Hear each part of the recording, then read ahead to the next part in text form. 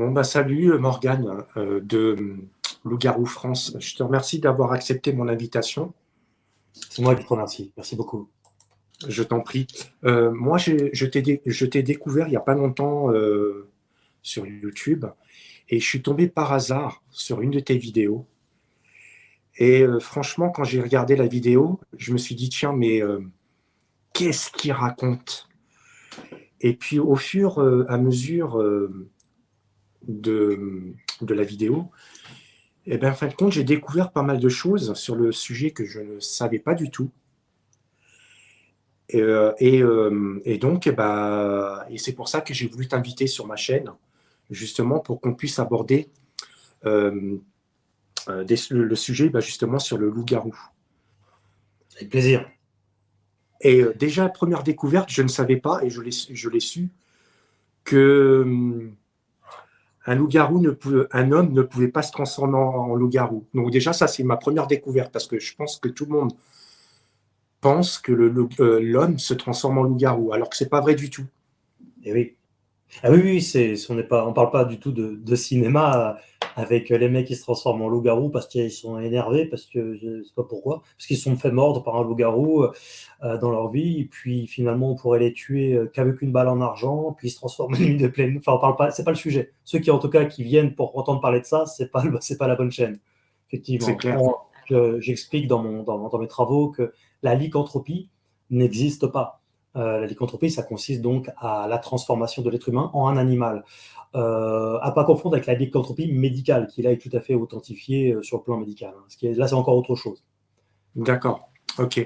Et ma première question, je voulais savoir, c'est comment t'es vue cette passion justement pour le loup-garou? Il était une fois. J'étais gamin, je devais avoir, je sais pas, 12, 13 ans, je ne me rappelle plus trop. C'était La Malédiction du loup-garou, une vieille série qui est vraiment que je trouvais géniale. Et j'ai la chance d'avoir eu des parents qui me laissaient regarder aussi des films d'épouvante, des trucs comme ça. Donc, j'ai pas baigné dans quelque chose de trop aseptisé non plus. Je regardais donc cette série-là qui passait, je crois, je sais plus sur M6.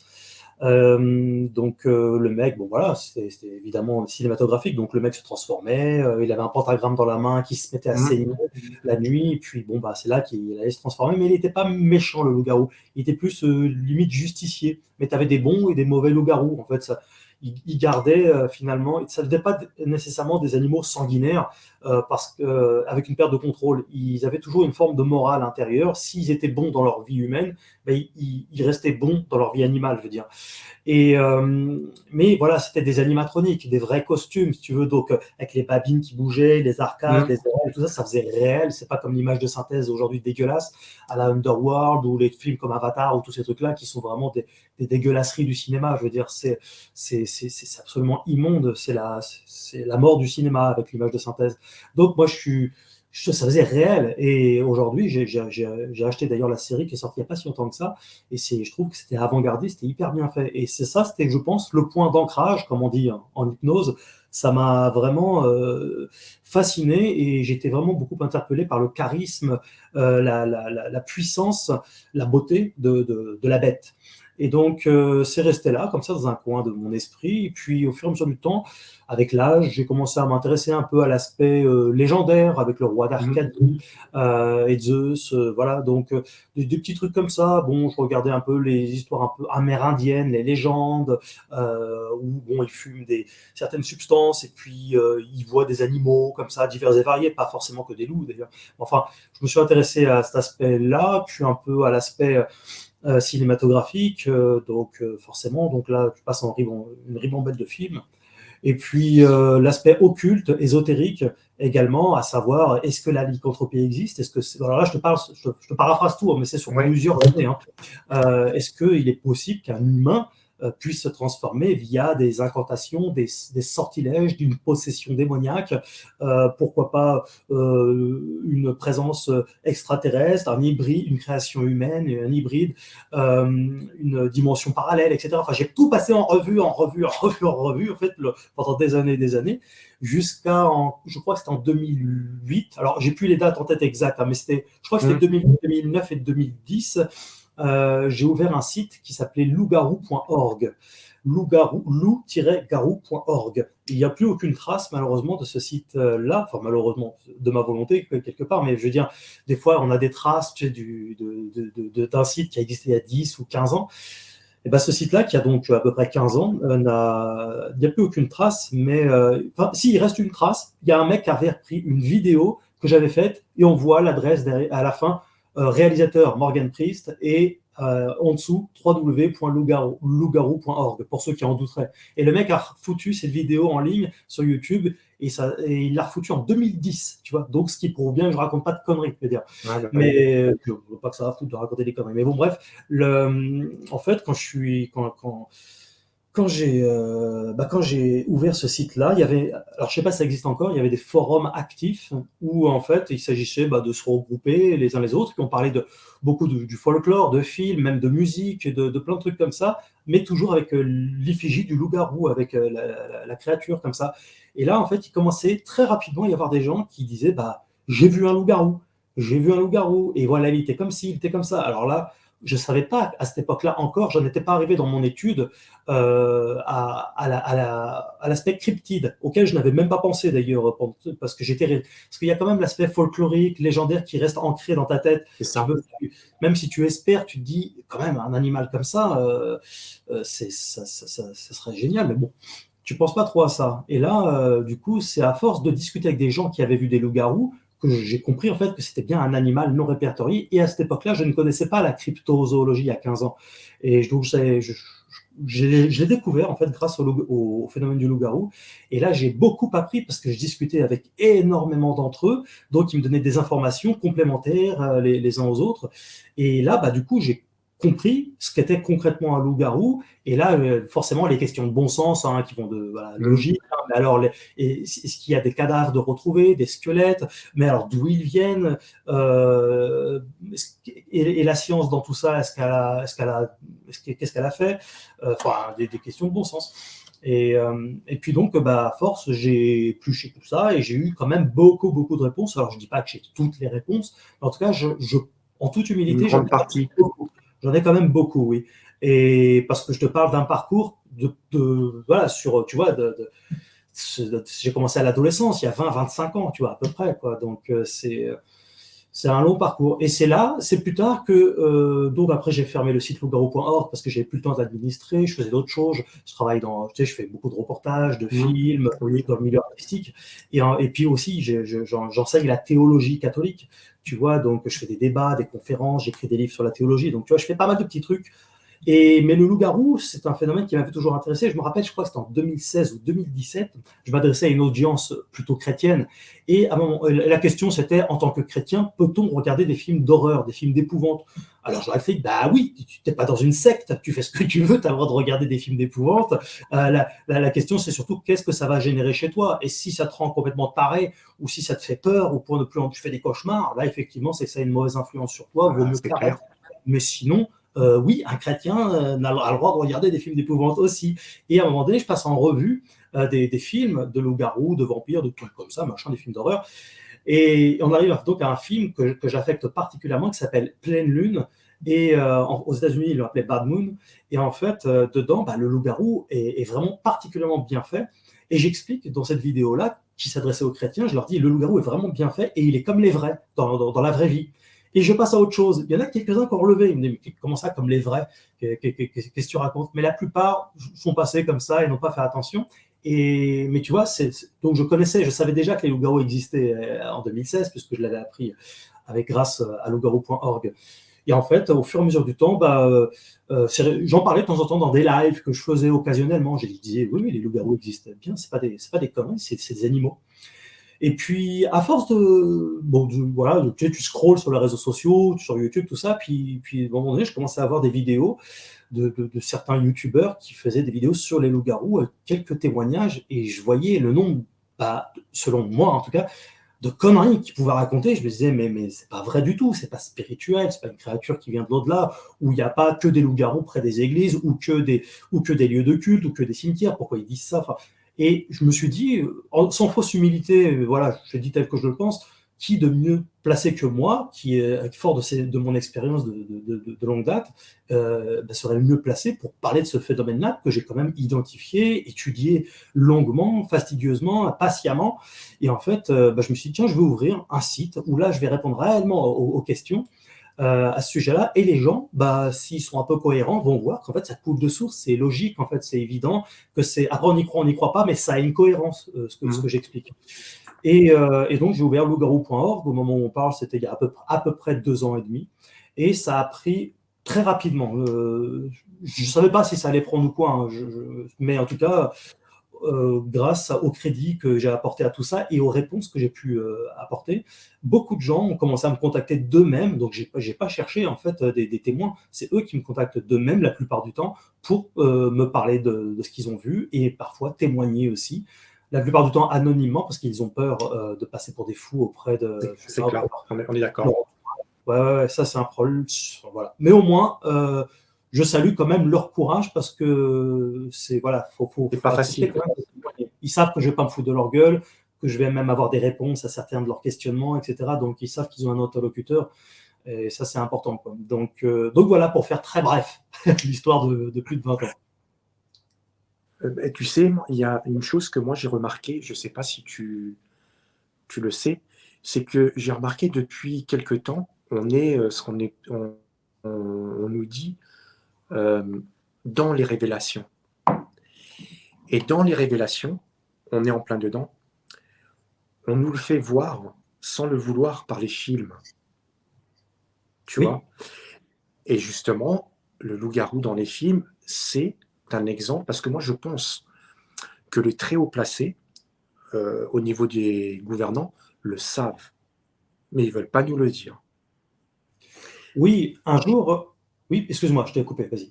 Et puis, deuxième chose, c'est que dans les pays de l'Est, ils y croient à fond à ce truc-là. Mais pas que ça, hein. Ouais.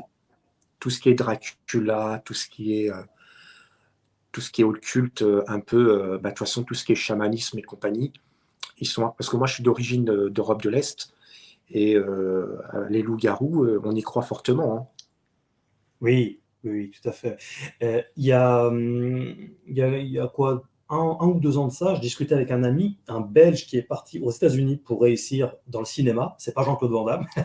Et en fait, voilà, il fait son petit truc là-bas, son relationnel, et il est sorti avec une femme dont son père travaille pour le FBI. Et ils discutaient, voilà, machin, ils allaient manger ensemble. Et un jour, cet homme-là lui a dit qu'il existait sur Terre 2 choses dont l'humanité ne connaissait pas, ne savait pas, ignorait totalement. C'était premièrement la présence extraterrestre sur Terre et que c'était factuel. Et la deuxième chose, il dit que les loups-garous existent bien et que ce sont des animaux qui ne sont pas répertoriés officiellement. Tu vois. Et il a dit ça de lui-même, tu vois. Et donc, après, il est revenu m'en parler, il m'a dit, putain, il dit comme toi que les loups-garous existent vraiment, quoi. Tu vois, donc, ça, je peux pas le prouver, mais en tout cas, voilà, oui, il y a des gens dans des hautes sphères, c'est évident qu'ils le savent. Mais je crois que chez la masse, globalement, bon, je pense que si toute la masse savait, ça ferait plus peur qu'autre chose, parce que je vois même dans mon travail, il y a tout un paquet de personnes qui ont même peur aujourd'hui d'aller dans la forêt la nuit, alors qu'ils y allaient avant, ou qui passaient aux abords des forêts, ou qui regardent les forêts plus avec le même œil. Et je pense que si c'est sur BFM en masse comme ça, je crois que les gens flipperaient et ça pourrait créer une forme de petite psychose. Alors, je crois des fois qu'il y a des vérités qui ne sont pas forcément bonnes à dire. Alors, chez loup-garou.org, ça ne fera jamais, ce sera jamais une grosse chaîne à coup de millions et de millions de vues. Je veux dire, donc ça restera, je pense, axé à un public un peu entre guillemets underground, c'est-à-dire des personnes, voilà, qui aiment bien les sujets alternatifs, tout ça. Mais je pense, voilà, je me fais pas d'illusions et puis voilà, les gens ont autre chose à penser en plus. Mais les gens ne s'intéressent pas au loup-garou, tout ça. Mais quelque part, c'est pas plus mal parce que je pense que, vu que l'être humain est tellement pourri, c'est pas plus mal pour l'animal de le laisser tranquille. Hmm. Parce L'humain, que j'ai vu dans tes reportages, de toutes les vidéos que j'ai vues, c'est que même avec la force qu'il a, parce qu'il peut balayer des gens en claquant de doigts, hein, il est quand même craintif de l'humain, il va pas se rapprocher de lui. Pourquoi? Parce qu'il sait très bien qu'il est mauvais. oui, oui. Et c'est surtout ça, quoi. Donc je pense que c'est pas plus mal que la masse, bah, de toute façon, ils vont le découvrir, ils vont le savoir, mais pour protéger cet animal, parce que tu sais, on peut tout faire avec les technologies qu'on a au jour d'aujourd'hui. Bah, la preuve, on est prêt à massacrer tout. Oui. Donc, Oui, oui, je dirais pas que l'humain est pourri, mais en tout cas, il a une partie mauvaise et certains plus, à plus de degrés oui, que des autres. c'est On ça, a vraiment du mauvais c'est en ça, chacun et il y a des gens qui laissent effectivement parler un peu plus leur côté obscur de la force, si je puis dire.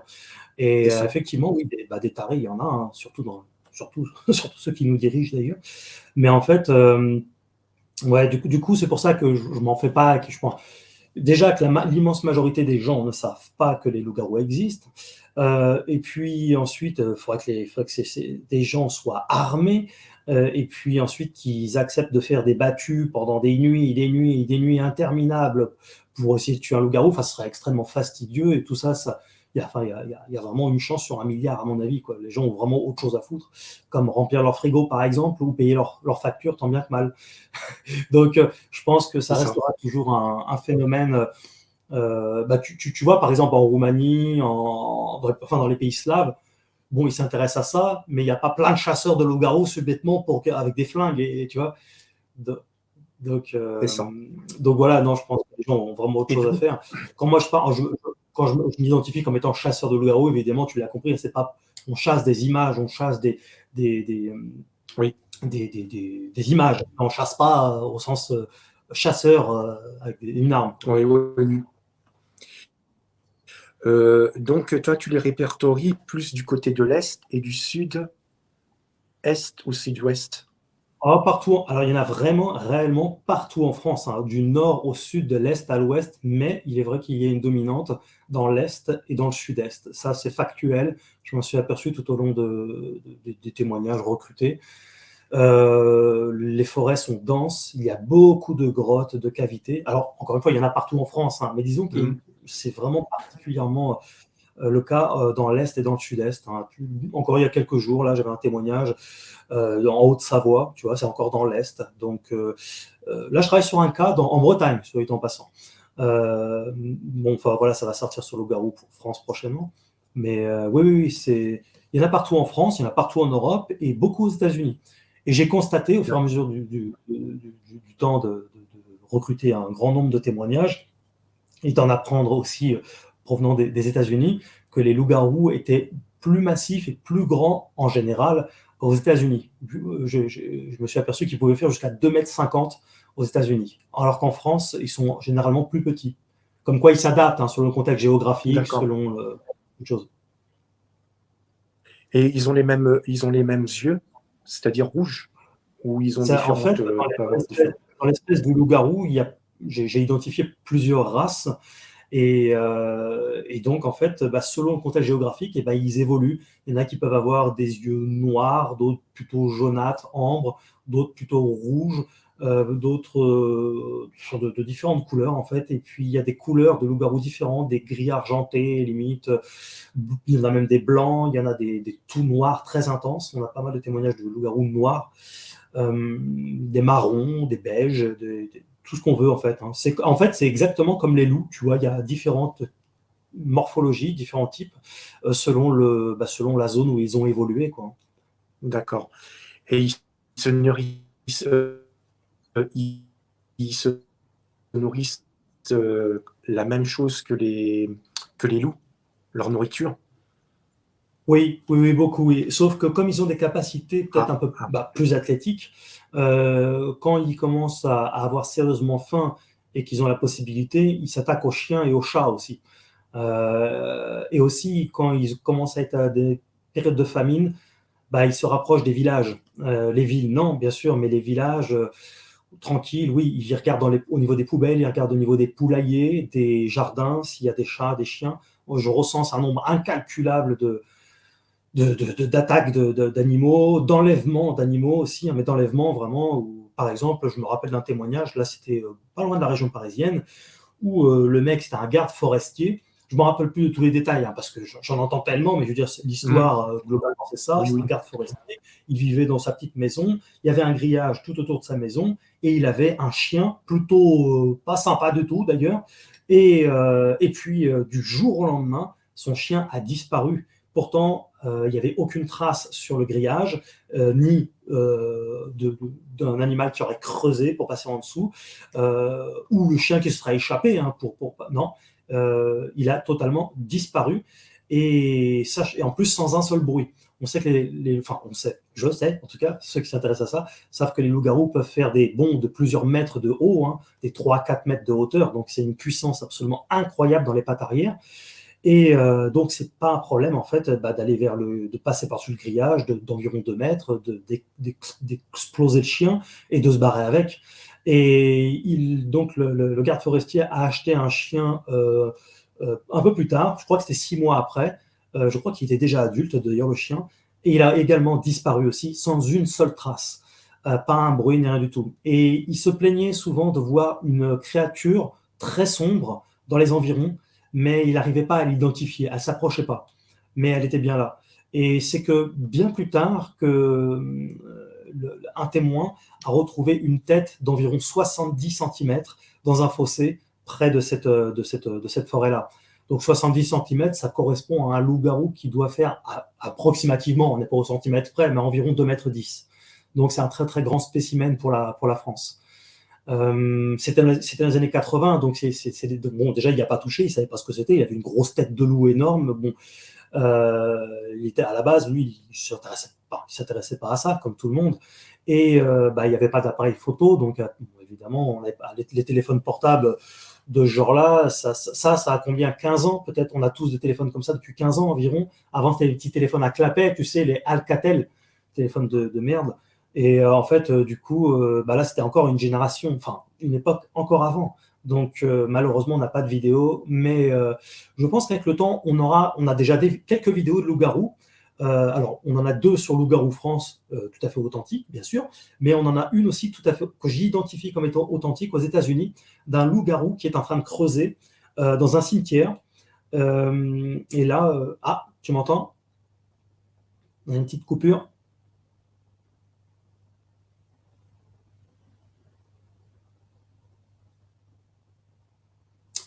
On a une petite coupure, donc on va attendre un petit peu que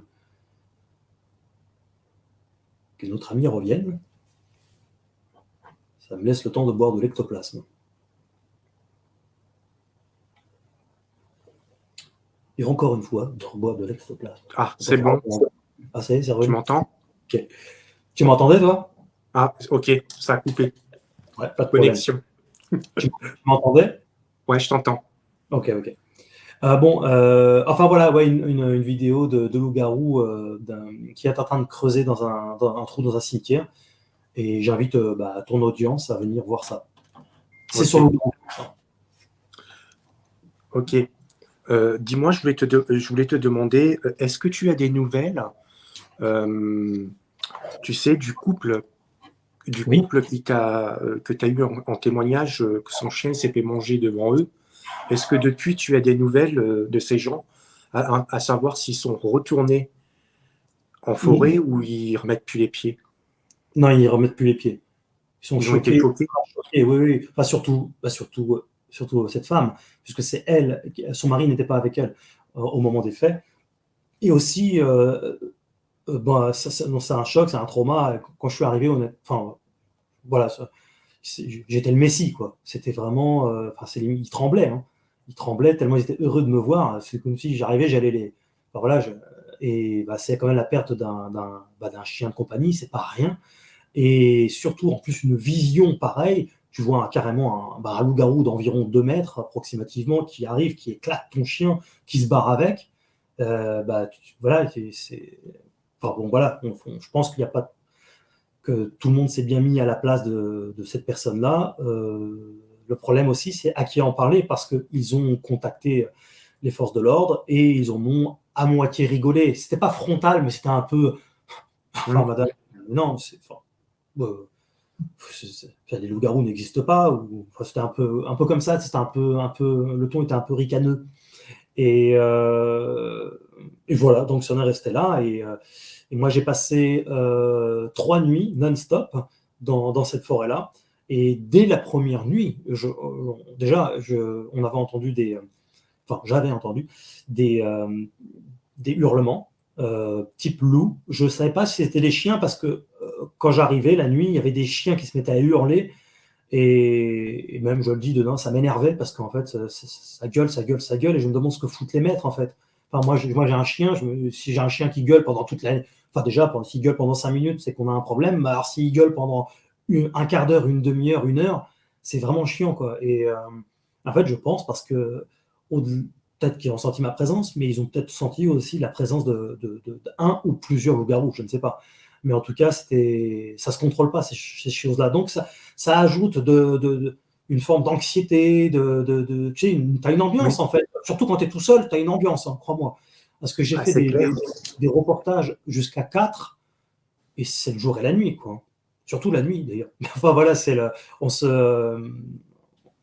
rien à voir. Et c'est pour cette raison que j'ai décidé d'y retourner seul, parce que je veux optimiser les résultats qui ne sont jamais du 100%, mais il faut savoir que je ne vais pas n'importe où. Je ne m'amuse pas à aller dans la forêt comme ça, à côté de chez moi, n'importe où. Je vais vraiment là où il y a du témoignage, et si possible, les témoignages les plus récents. Donc, il ne suffit pas d'aller dans une forêt pour avoir cette potentielle opportunité de tomber face à un loup-garou ou d'avoir des éléments qui vont dans ce sens-là. Il faut quand même accepter de faire ce que je fais, quoi. C'est pas tout le monde qui accepte de passer plusieurs nuits ou de traverser la France de long en large comme ça pour chasser le loup-garou. Qui veut faire ça? Ouais, bah oui. Justement, ma question suivante, c'est justement comment tu t'organises pour aller, comme tu expliquais, que d'aller dans un endroit en disant bah non, je vais pas comme ça de gauche à droite. Comment tu fais? Est-ce que tu as des personnes qui t'aident derrière, ou tu fais tout de A à Z? Comment tu t'organises justement pour aller dans une destination bien précise? J'écoute toujours le témoin, en fait. Le témoin me dit, voilà, dans cette zone-là, il y a eu ceci, il y a eu cela, et je vais direct droit à la zone, en fait, en question. Et après, surtout au fur et à mesure du temps, j'ai réussi à acquérir, grâce aussi à ma communauté, parce que je suis obligé d'avoir un système de donation, comme beaucoup d'ailleurs d'artistes ou de youtubeurs ou tout ça, et système de donation PayPal, parce que ça me permet de financer tous mes voyages et tout le temps que j'y passe. Et j'ai investi dans des caméras de surveillance que j'accroche aux arbres un peu partout. Oui. Et j'ai aussi acheté des jumelles nocturnes. Bon, bah, tout ça, c'est des frais, c'est du pognon qui part, machin, mais c'est essentiel pour moi. Et justement, je viens de sortir un livre là, pour répondre à ta question, hein. Donc, ça, c'est mon deuxième livre sur le loup-garou. J'en ai sorti 2. Loup-garou, la vérité, et Homo lupus, l'histoire du loup-garou. Je pourrais expliquer après pourquoi Homo lupus. Et en fait, dedans, j'explique quelle est, selon mes critères, la meilleure méthodologie à employer pour chasser le loup-garou. Et donc, effectivement, la première chose, c'est quand même, au-delà de la passion, c'est quand même l'argent. Parce que, encore une fois, il y a des frais. On est bien d'accord. Les voyages, les caméras, un bon ordinateur aussi, logiciels qui vont avec, tout ça. Enfin, il y a tout un budget qui est là, et on s'en rend pas forcément compte quand on regarde des vidéos comme ça, on les regarde, on les enchaîne et tout ça, puis en fait, derrière tout ce qui est audiovisuel, que ce soit le reportage ou même le cinéma, c'est du budget. Et donc voilà, j'ai investi dans tout ça, et ça m'aide dans ce type d'investigation-là. Je n'ai pas choisi de prendre des drones parce que j'ai pas envie de faire des trucs aériens. J'ai pas le temps pour ça, en fait. Je vois droit au but. Je veux pas de GoPro accroché sur le front ou sur le torse, comme certains m'ont suggéré. Évidemment, j'y ai pensé à tout ça, mais c'est parce que le problème d'une GoPro, c'est que c'est pas intéressant parce que tu peux pas faire de vrai zoom, et t'as pas forcément non plus toujours une super absorption de lumière, ce qui fait que si j'ai quelque chose dans le viseur, comme c'était le cas dans mon dernier reportage, je peux focaliser ma lumière sur le sujet en question, enfin sur la bête en question, ou le bruit, ou ce qui s'est passé, et je peux zoomer avec ma caméra, qui est une bonne caméra, quand même à 1000 € à la base.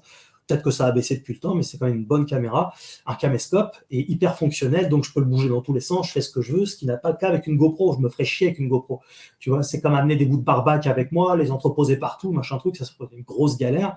Je préfère utiliser beaucoup les caméras de chasse et passer du temps. Et là, je vais passer beaucoup de temps d'ailleurs dans les prochains reportages, parce que je pense que je vais en faire, ça dépend, entre 3 et 5 pour cette année 2023. J'attends que là, les beaux jours reviennent quand même, parce que là, tenir tes caméras dans le froid, c'est C'est clair. quasiment cisaillé, mais voilà, la réalité du terrain. Et en fait, je veux y aller seul aussi. Justement, je laisse moins d'odeur, automatiquement, je fais moins de bruit, parce que je parle rarement, je parle pas tout seul en général, ou alors quand je parle, c'est juste un peu à la caméra, machin. Mais on le voit d'ailleurs un petit peu, j'ai quand même vachement découpé, mais on le voit un petit peu dans le dernier reportage. Je suis là, j'écoute, je parle pas, je regarde, j'attends. Tu glandes, quoi, en fait. Tu fais rien, tu es juste là en train d'attendre. Là, pareil, il faut accepter de se mettre dans une forêt et d'attendre. Ouais, mais bon, tu vas avoir vu que tu es chasseur de loups-garous, t'as pas le choix, tu es obligé. Oui, c'est un Donc, travail de c'est patience. ça. Dans mon deuxième livre, l'un des critères de base du chasseur de loup-garou, c'est la patience. Et beaucoup, beaucoup, beaucoup de patience même. Ouais. Oui, tu es là Ouais. dans une forêt, et pendant, je sais pas, 5, 6, 7 heures, ça dépend. Puis tu attends, quoi, en fait. Et puis, justement, comme tu le dis toujours, s'il y a des personnes qui savent mieux, ils ont qu'à le faire. Mais vraiment, et en plus, je dis ça pas forcément avec beaucoup d'ironie, parce que j'aimerais voir les résultats qu'ils pourraient nous ramener. C'est Parce ça. que voilà, on peut dire aux gens toujours, fais ci, fais ça, fais ci, fais ça, pourquoi tu fais pas ci, pourquoi tu fais pas ça. Bon, voilà. C'est vrai qu'en plus, le temps passé sur place, mais je pense que les gens, ils se rendent pas compte aussi tout le travail qu'il y a derrière au niveau du montage. Ouais, tu dois checker toutes les images, regarder. Puis des fois, tu dois faire des choix entre les images. Tu dois te dire, bon, ça, je vais leur mettre. Oh non, si ça se trouve, ils vont dire que c'est chiant. Non, on va passer droit au but, machin. Puis des fois, je suis quand même obligé de montrer que c'est fastidieux, alors je laisse. Tu vois, tu dois faire un choix dans les images que tu regardes. Alors des fois, tu te les repasses 5, 6 fois, 7 fois, ça dépend. Et oui, c'est du temps. Un reportage, ça peut prendre entre une semaine et un mois de montage pour les reportages. Ouais. Ça prend du temps, tu dois tout regarder, et en plus, c'est pas des reportages très techniques sur le plan de l'habillage. Je fais quelques plans de coupe, des fois je pose la caméra à un endroit, je marche, tout ça, c'est un peu, on va dire, c'est le côté mise en scène, c'est le côté habillage, tout ça. Mais je me fais pas chier avec plein de plans de drone, je pourrais le faire, mais avec plein de musique, des switches, avec une voix off et tout ça. J'ai opté pour le format le plus brut possible, en fait. Et j'ai fait la même chose, j'ai opté avec les témoignages pour le format le plus brut, c'est allô, ça va? Ouais, alors, t'as vu un loup-garou? C'est direct au téléphone. Et on fout ça comme ça dans le domaine public. Et ma foi, je pense que la majorité sont très contents, parce que c'est un format très brut. Hein. Je me fais pas chier. Je veux pas faire du reportage comme les gros youtubeurs, ou comme sur TF1, tout ça, avec une voix off.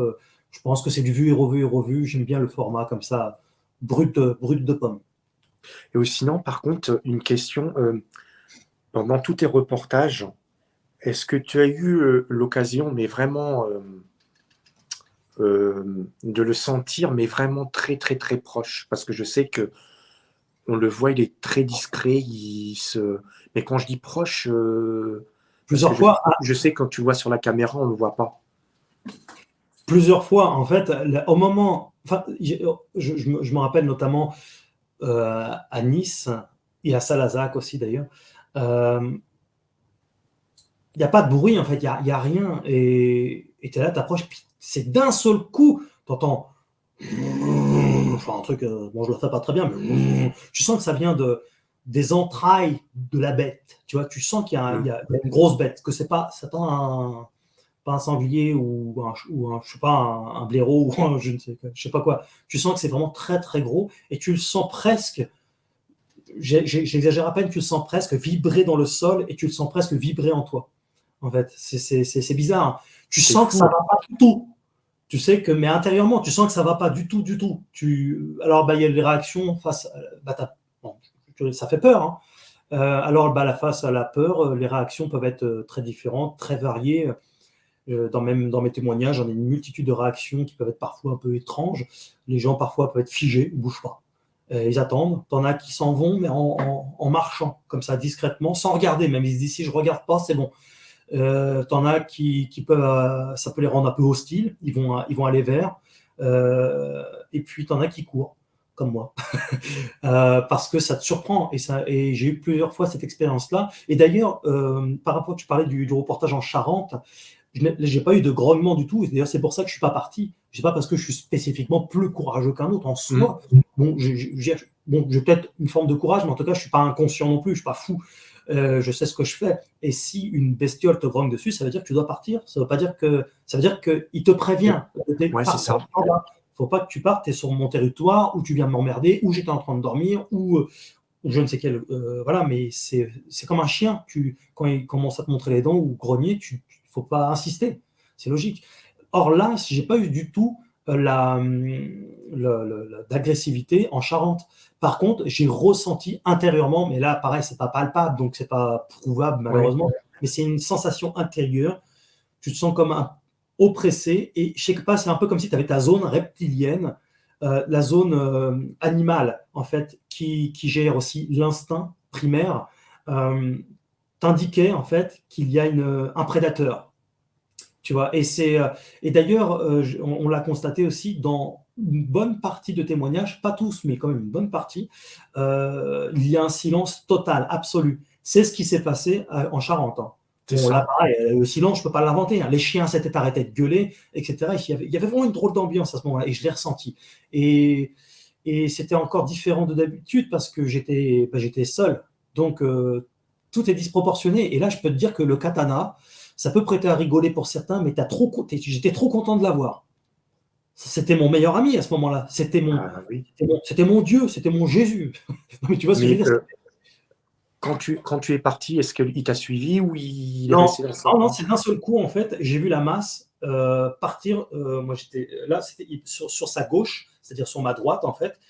Et parce que j'étais en train de faire un zoom dessus, puis vroom, je l'ai vu partir, et il s'est barré sur sa gauche, et je ne sais pas où il s'est barré, et je ne l'ai pas vu courir, et moi, ça m'a fait reculer automatiquement, parce que j'ai quand même peur qu'à un moment donné, il décide de venir vers moi, on ne sait jamais, mais on le sait, on le voit,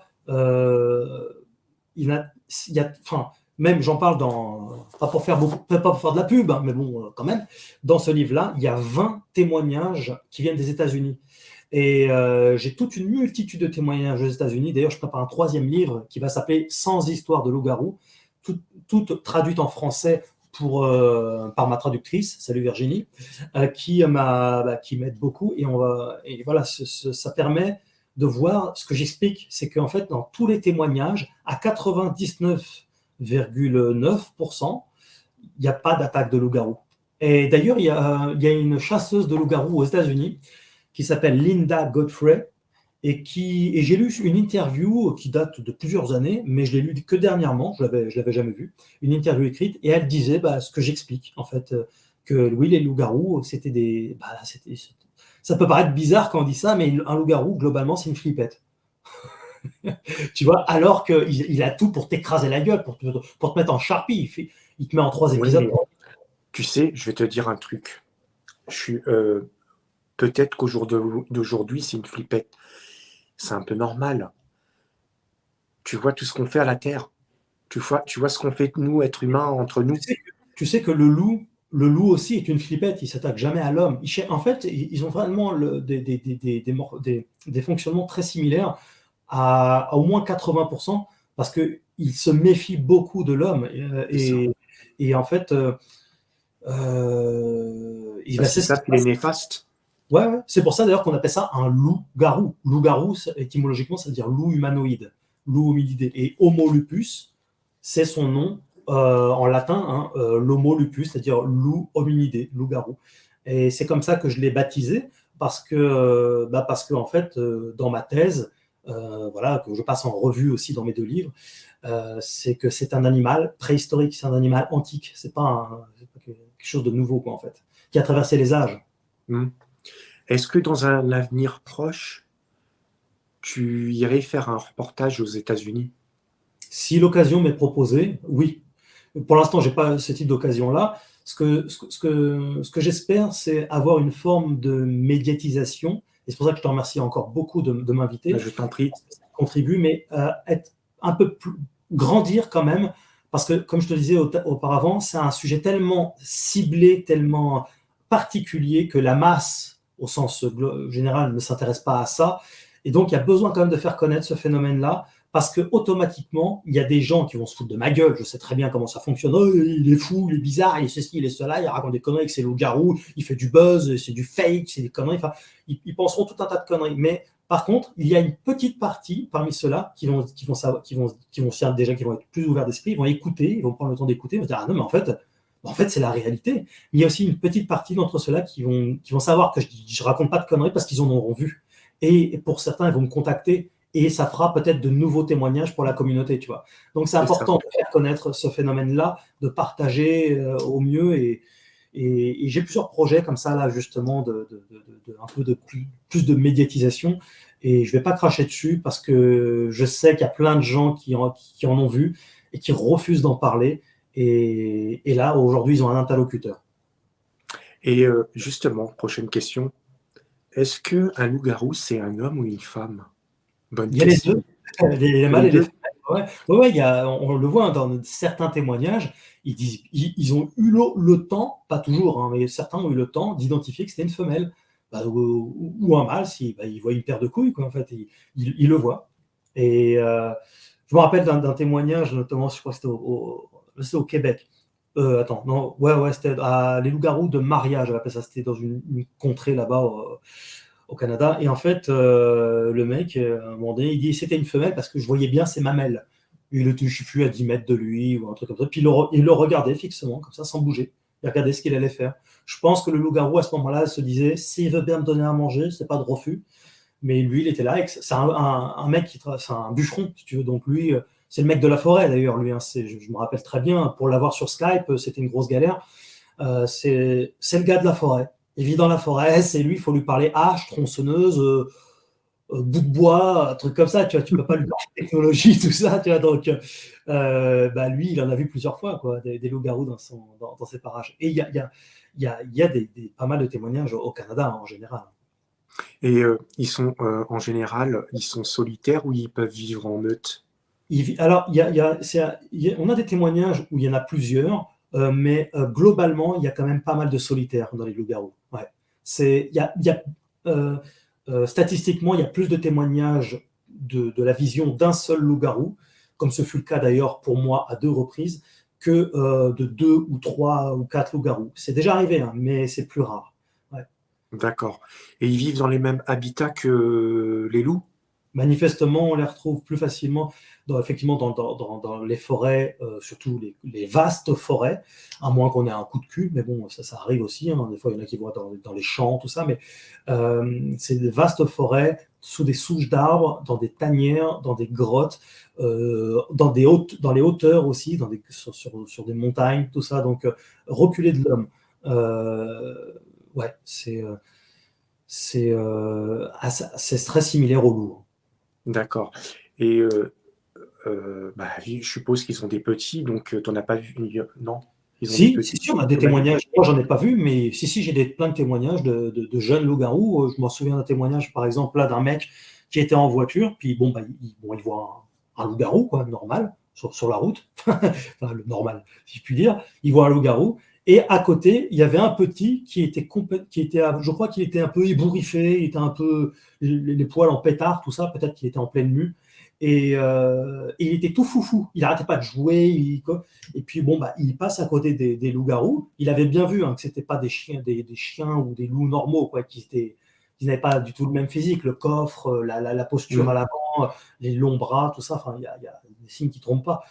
Il est passé à côté et les loups-garous, alors peut-être était-ce pour s'amuser, je ne sais pas, ou peut-être que le petit coup s'est mis à courir en fait après la voiture et il court vite en plus parce que le gars il est à 70 km/h et il les voyait, il voyait leur silhouette courir derrière en fait. Et puis après ils se sont barrés, ils ont été autre part. Alors je sais pas ce qui s'est passé dans leur tête. Peut-être que le jeune a voulu courir après la voiture et que la mère, donc la louve-garou, lui a couru après pour l'amener un peu sur le droit chemin, quoi. En tout cas, voilà, j'ai pas de réponse dans l'absolu, mais c'est un témoignage tout à fait factuel, ça aussi. Ouais. Oui, d'ailleurs, le Québécois aussi avait vu deux jeunes loups-garous, hein, deux petits. J'ai aussi un témoignage en Espagne d'une femme qui a eu affaire, elle qui s'est fait mordre par un loup-garou au niveau du bas-ventre. Et plus tard, elle a vu des cadavres de loups-garous, une mère et son petit qui étaient tués. Et le père de cette femme-là, enfin de cet enfant, parce que c'était une enfant à l'époque, a sauvé de la mort un petit loup-garou aussi. Il lui a donné à manger, il était blessé à la patte arrière, et c'est un mec voilà, qui avait fait la Deuxième Guerre mondiale, c'était un résistant, enfin voilà, c'était un mec avec une grosse paire de couilles, tu vois, hyper démerdard, hyper bricoleur, en fait, il a sauvé donc, il a endormi avec je crois que c'est de l'éther, le petit loup-garou qui était blessé, parce que c'est quand même un animal sauvage. Il lui a donné pendant 10 jours à manger, mais il restait là, il bougeait pas, c'était pas normal, et ils se sont aperçus vraiment qu'effectivement, il était blessé à la patte arrière. Et donc, il a pris le nécessaire pour essayer de le soigner, le rabibocher comme il pouvait. Il l'a endormi, il l'a pris sur ses épaules, il l'a foutu dans sa voiture, et il avait une montagne à lui, en fait. Donc, il l'a amené dans les hauteurs de sa montagne, et il est resté pendant 3 semaines avec le loup-garou, à le soigner, à prendre soin de lui, à lui donner à manger aussi. Et donc, lui, il dormait voilà, dans la forêt. Hein. Quand tu as fait la Deuxième Guerre mondiale en tant que résistant, tu passes ça, tu passes tout, quoi, je veux dire. Et donc, au bout d'un moment, le loup-garou commençait à aller mieux, et il s'est barré de lui-même. Mais il n'y a pas eu d'adoption précise, ni rien du tout. Mais c'est une très, très belle histoire. Et d'ailleurs, si je pouvais avoir un jour des moyens colossaux, cette histoire-là m'a beaucoup marqué, et on pourrait en faire un film. Même si ce n'est pas un film, mais c'est un vrai film. C'est une très, très, très belle histoire de cette femme qui a témoigné pour Loup-garou France, et de son papa qui est son héros pour elle, et qui était un homme extraordinaire. Et voilà. Donc, enfin, voilà. Je ne sais pas si tu as vu ce témoignage-là, mais tu pourras le voir, ou ton audience pourra le voir aussi. Ouais, je pourrais. De toute façon, les gens, tu me donneras tous tes liens, je les mettrai en dessous de la vidéo, comme ça les gens ils pourront avoir accès pour aller voir les vidéos. Il y a des témoignages, franchement, il faudra y aller. Moi, je voulais te demander aussi, c'est vrai que quand le reportage le témoignage du gars qui t'avait dit quand il était jeune, il avait vu un loup-garou, tu sais, où il est arrêté, ils avaient fait du stop là. Où ils partent deux cousins, où ils ont été voir un cousin. Oui. Impressionnant celui-là. Hein.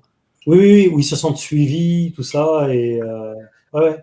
Oui, il y a souvent ce cas de figure-là, des personnes qui se sentent oppressées et suivies, mais ils ne voient rien, parce que la bête ne s'approche pas automatiquement, elle reste dans la forêt, dans la pénombre, donc noir sur noir, ou en tout cas sombre sur noir, il n'y a plus d'espoir. Tu vois rien, quoi. Donc en fait, oui, ils regardent. En fait, j'ai compris avec le temps, il m'a fallu beaucoup de temps pour comprendre ce genre de comportement-là, c'est qu'en fait, ils sentent des odeurs, ils attendent voir si les personnes vont pas jeter de la bouffe ou quelque chose, parce que comme ces animaux quoi, qui ont faim, et très faim même, donc ils chassent du bétail, hein, forcément. Ils peuvent sanglier, c'est quand même compliqué. Mais voilà, sauf sanglier un peu boiteux ou marcassin, pourquoi pas. Mais tout ce qui est plutôt plus facile à agripper, quoi, comme un chevreuil, ou des chèvres, des moutons, ou des renards,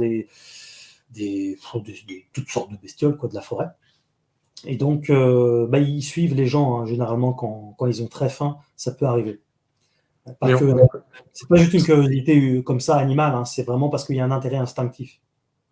Ce que j'ai pu remarquer, c'est qu'en fin de compte, quand tu réfléchis bien, on peut dire qu'ils ont presque constamment faim, parce qu'ils ne doivent pas trouver de la nourriture. Ouais. Oui, c'est pour ça que j'en suis arrivé à cette conclusion qui me semble la plus logique, en fait. C'est qu'ils s'approchent parfois des villages. Je me souviens, par exemple, d'un témoignage que j'ai enregistré il y a quelques mois, de cette femme qui est là, qui ne regarde pas la fenêtre, et puis elle voit une bête énorme, en fait, mais elle croit que c'est un chien, un gros chien, quoi. Mais bon. Et ils adorent les animaux. et ils en ont même sauvé plusieurs fois de la mort. Donc elle descend dans son village, elle va voir à l'angle d'un mur, et là elle voit en fait que c'est pas du tout un chien, qu'il est debout sur les pattes arrière, il marche en bipède, mais il est un peu recroquevillé et il a l'air un peu faiblard. Je crois qu'il est marronâtre celui-ci, et bossu, enfin comme les loups-garous, quoi. Et il a les pattes avant qui sont longues, hein, qui frottent par terre, et elle entend même le bruit de ses griffes par terre régulièrement. Clac, clac, clac. Et, et là, elle le voit en train de regarder dans les jardins.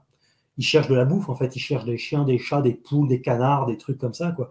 J'en ai un nombre incalculable aussi de témoignages d'animaux qui se sont fait tuer, enlever, soit tués, soit enlevés. Et là, donc, elle voit ça, et là, le loup-garou commence à se retourner vers elle, et elle voit bien que c'est pas donc un chien ou un chevreuil ou je ne sais quel autre animal connu. Elle monte chez elle, et son mari, lui, se réveille, je crois, c'est vers 3 heures du mat, parce qu'il est boulanger, et elle n'ose pas le réveiller, parce qu'il faut bien qu'il dorme au bout de sa journée, mais quand il se réveille, elle dormait toujours pas, et elle lui a dit, j'ai vu une bête, j'ai vu une grosse bête. Enfin, voilà. Et sa réaction à lui, c'était quoi? Il l'a cru parce qu'il sait que c'est pas une tarée ou du genre à raconter des conneries, mais il était interloqué, quoi. Il se dit, enfin, les gens comme ça, ils savent jamais trop quoi dire, et puis ils savent même pas que les loups-garous existent, parce qu'en fait, ça fait 5 ans, 10 ans, 15 ans qu'ils vivent dans un endroit, ils n'ont jamais entendu parler de ça, donc pour eux, c'est pas possible qu'il y en ait ici. Mais si, c'est possible. Combien de fois j'ai entendu des gens dire, c'est bizarre, moi, ça fait 15 ans que je passe dans cette zone-là, j'ai jamais rien vu. Bah ouais, mais mon pote, sois pas nombriliste. Attends, c'est pas parce que toi, tu n'as pas vu qu'il peut pas y avoir des gens qui voient. Arrête tes conneries. C'est un peu comme ceux qui disent, je crois que ce que je vois. Qu'est-ce que c'est que cette connerie? C'est pas parce que tu n'as pas vu que ça peut pas exister. Faut pas être nombriliste dans la vie. Moi, il y a plein de trucs qui existent et que je n'ai jamais vus. Et pourtant, ça existe. Puis, il faut garder l'esprit ouvert. Il faut être humble dans la vie. Des fois, il y a des choses qui peuvent exister qu'on ne connaît pas. Et pour cause des millions et des millions d'animaux, pas quelques milliers, des millions d'animaux qui existent et qui ne sont pas connus du tout pour l'instant. Et qui peut-être même se le seront jamais pour une raison. C'est ça. On ne sait pas ce qu'il y a sur la Terre. Il y a plein d'animaux qu'on ne connaît pas. Et donc, quand on ne sait pas, vaut mieux se taire, quoi. En tout cas, je trouve que ce qui doit l'emporter, c'est pas le nihiliste et dire ça n'existe pas, c'est des conneries, et balayer tout d'un revers de main, comme ça, c'est un peu facile. Je pense qu'il faut pas tout croire, mais il faut pas tout rejeter non plus. Il faut être souple et nuancé. Les choses sont pas forcément binaires, tout blanc ou tout noir comme ça. Des fois, il peut y avoir des éléments de vérité. Des fois, il y a quelque chose à comprendre. Et il faut être humble dans la vie. Voilà, il faut être humble. On ne sait pas tout, on ne saura jamais tout. Les mystères du monde, de l'univers, la création de Dieu est vaste, et d'ailleurs j'en parle aussi dans mes 2 livres, de tout ça, et avec articles et sources à l'appui, que la science reconnaît elle-même qu'elle est complètement dépassée par la faune, quoi. Ils connaissent à peine 20% de la faune animale dans la mer et sur Terre. Et je ne parle pas que des parasites, des gros animaux aussi.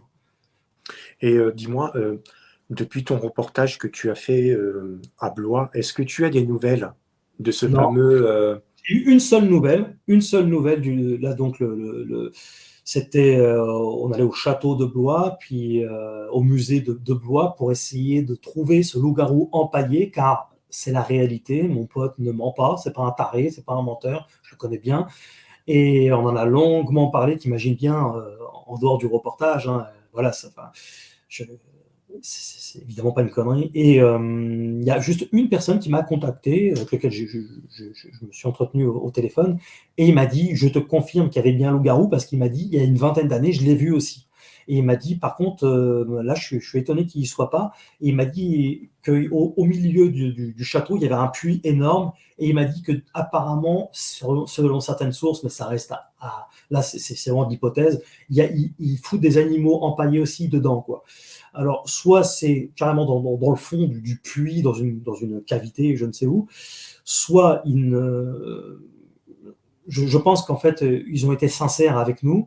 Ils n'ont pas entendu parler de ça, parce que aussi ils n'ont pas travaillé. Même la personne qui s'occupe des animaux empaillée, tout ça, bah, ça fait pas plus de 20 ans qu'elle est là, tu vois. Donc, en fait, elle sait pas Ouais. tout, elle ne connaît pas tout. Il n'est pas impossible que cet animal-là fût envoyé à Pétaochnok, tu sais pas, hein, peut-être en Russie ou en Allemagne ou je ne sais quoi. Et d'ailleurs, David, le chasseur de loup-garou qui est avec moi dans le reportage aussi, hein, m'a dit qu'il avait vu, un jour, il avait vu le loup-garou empaillé dans un reportage.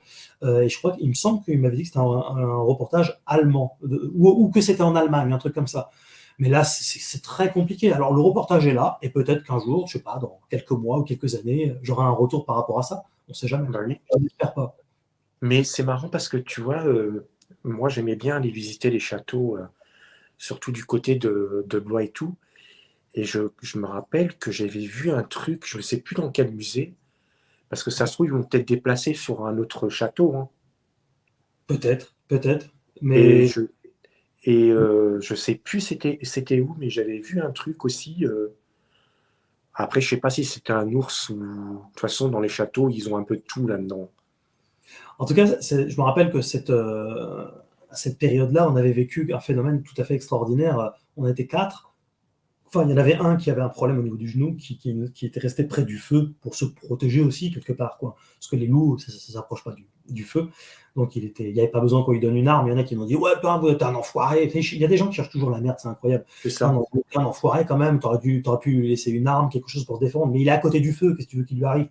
Et puis voilà, les loups-garous n'attaquent pas les hommes, donc calmez-vous, quoi. On n'est pas dans un film, là.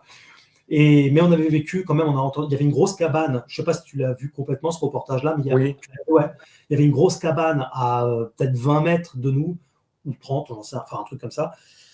Et on a entendu un bruit dedans, mais un truc, enfin une déflagration, comme s'il y avait quelqu'un qui balançait un parpaing dessus, ou je sais pas, enfin un truc énorme, quoi.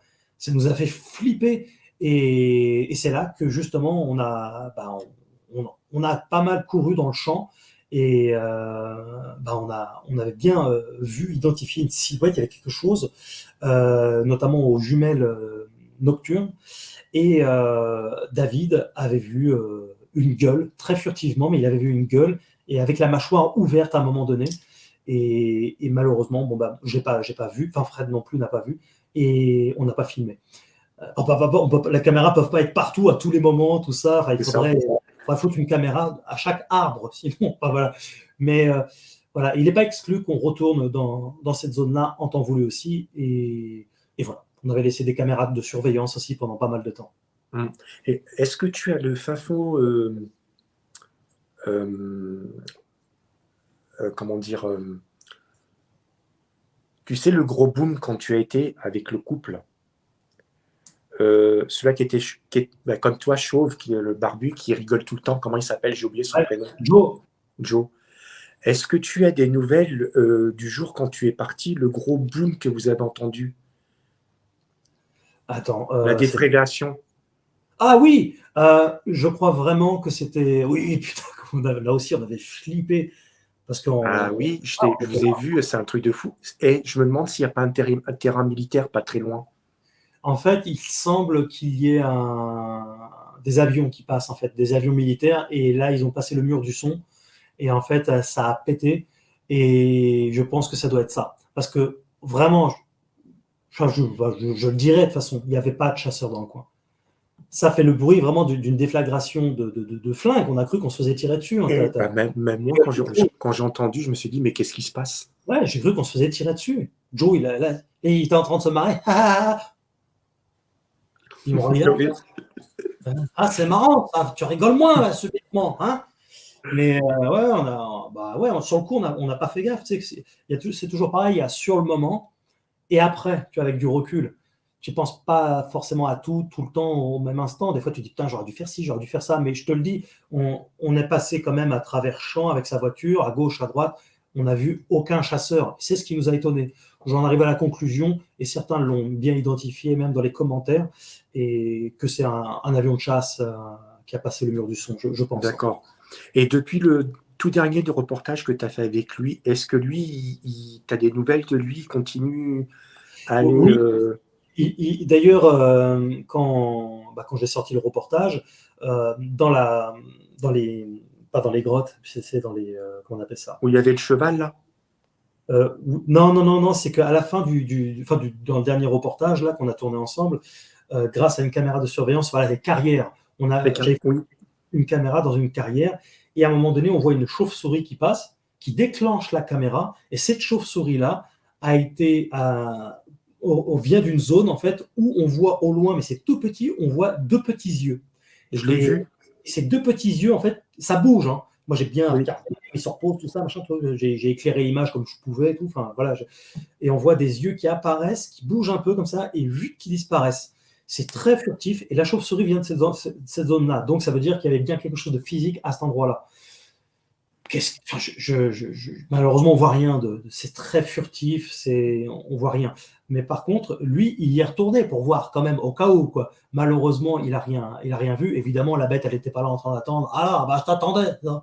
Mais mais il y est retourné quand même. Et lui, de leur côté, ils ont entendu encore une autre histoire, je crois, hein, dernièrement, une autre histoire liée au loup-garou. Et c'est une zone absolument extraordinaire. C'est pour ça que j'espère vraiment que je pourrais encore y retourner. Parce que tu le vois bien, tu as vu aussi les témoignages des ouais, paysans, tout ça, l'autre qui parle de crocs où on pouvait mettre carrément un pouce dans la taille du croc. c'est ça. C'est énorme, quoi. Voilà, et puis, voilà, il y a une succession d'événements qu'on a vécu, que d'autres ont vécu, qui, pour moi, sont une preuve absolue qu'il y a bien, j'allais dire, un nid de loups-garous dans les environs, quoi. On est dans l'est de la France encore. Hein. Mm. Euh, Ton prochain projet, tu retournes encore au Bois des Gars dans les grottes? Oui, d'ailleurs, il y a deux youtubeurs normalement qui viennent en mois de mars parce qu'ils voudraient faire un petit reportage sur moi. Et je vais les amener à la zone précise où j'ai vu, moi et mes potes, je n'étais pas seul, hein, un loup-garou.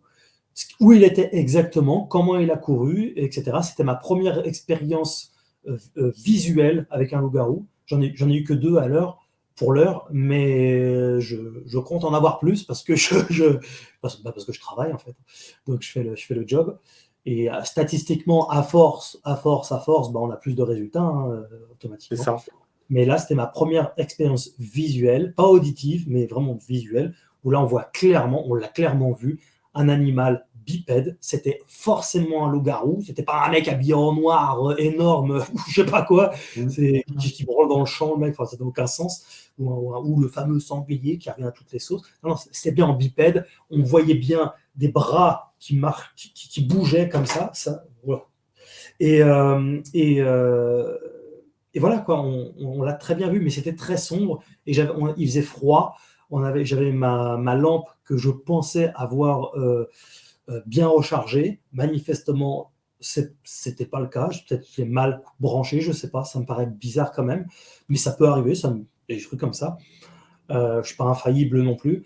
Le froid aussi, ça aide pas parce que forcément, ça décharge les piles plus rapidement. Mais enfin, là, ça m'étonne quand même parce qu'on n'a pas passé non plus des heures et des heures interminables dans le froid non plus. Donc, j'ai dû tout simplement mal recharger ces batteries-là. Quoi qu'il en soit, c'était une super expérience. Et donc, voilà, il y a ça. Il y a peut-être des conférences de presse qui se préparent. Peut-être qu'il y a possibilité d'aller dédicacer mes livres dans certaines librairies aussi. Il y a des choses qui se préparent. Je n'en dis pas plus pour l'instant. Est-ce que ça se fera? Est-ce que ça se fera pas? Voilà. Ok. Et je voulais te demander, par rapport à ta lampe quand tu vas sur le terrain, est-ce que ce type de lampe que tu as, est-ce que ça peut effrayer justement le loup-garou? En fait, ce qui peut effrayer précisément le loup-garou, c'est surtout le fait de trop parler et notre présence. Parce que tu sais, quand on est à plusieurs, automatiquement, en plus, si je suis avec tu vois, si je suis avec des déconneurs, moi, il me faut pas beaucoup pour déconner en plus. Moi, là, j'ai la vanne Ouais, bah oui, facile, oui, oui. j'arrête pas en plus. Moi, j'ai toujours plein d'idées à la con, tout ça. Donc, enfin, je sais pas, c'est en moi. C'est pour ça d'ailleurs que j'ai fait beaucoup de créations humoristiques. C'est parce que j'aime beaucoup rire. Et c'est même vital. C'est un peu comme l'amour. D'ailleurs, c'est pas pour rien que amour rime avec humour, peut-être. C'est quelque chose de très important chez moi et c'est une bonne catharsis. Et puis, tu sais, quand tu es des fois dans des moments anxiogènes, bah, des fois, peut-être que tu as encore plus envie de rire parce que c'est une façon pour toi d'évacuer le stress, en fait. C'est ça. Et puis, je suis quelqu'un d'assez hypersensible, tout ça, donc j'évacue beaucoup comme ça à travers l'humour. Et en fait, Bah, c'est ça le problème, c'est que quand je me retrouve avec soit des amis ou d'autres personnes, quoi, on parle automatiquement. Et ça, c'est un gros problème. C'est pour ça que j'ai décidé de faire des expéditions également seul, toujours accompagné, mais aussi seul, pour moins parler et pour laisser moins d'odeurs. Et au-delà de la lumière, c'est surtout ça qui pose un problème, c'est les odeurs. Et en plus, tu peux laisser des odeurs pendant plusieurs jours dans une zone, tu vois. D'où l'intérêt d'ailleurs, et ça c'est ce que je vais faire aussi dans les temps à venir, c'est carrément laisser des caméras de surveillance pendant carrément tout un mois complet. Voilà, donc voire même plus si possible, on verra. L'une des prochaines expéditions, ce sera un retour au Bois des Gars aussi. Et cette fois-ci, en fait, le Bois des Gars, ça s'appelle le Bois des Gars, mais c'est pas juste un bois, c'est une forêt. C'est immense. Elle est rattachée à d'autres forêts. Ouais, c'est après, ça. tu as un morceau de champ, puis après, tu as encore une autre forêt. Enfin, c'est immense. C'est la jungle. Et donc, en fait, tu peux pas faire ça en 3 nuits comme ça, c'est pas possible. Puis tu as des zones tellement boisées et chargées que tu ne peux même pas entrer dedans. Il faudra un coupe-coupe, il faudra un tank, un char d'assaut. Tu vois, j'ai pas de pognon, je pars avec mon char. Et tu imagines le chasseur de loup-garou, qui défonce tout. Mais tu vois, je peux pas faire. Bon, voilà, donc ce qu'on va faire, c'est qu'il y a une rivière qu'on voit d'ailleurs dans le reportage de temps à autre. Je vais me démerder pour avoir une barque. Bon, une bonne barque digne de ce nom, ça coûte cher. Hein. Ça coûte pas 50 euros. Une bonne barque, c'est entre 500 et 1000 euros. Mais grâce à mes fidèles abonnés donateurs, je vais acheter une barque. Et cette barque, ça sera la loup-garou barque. Je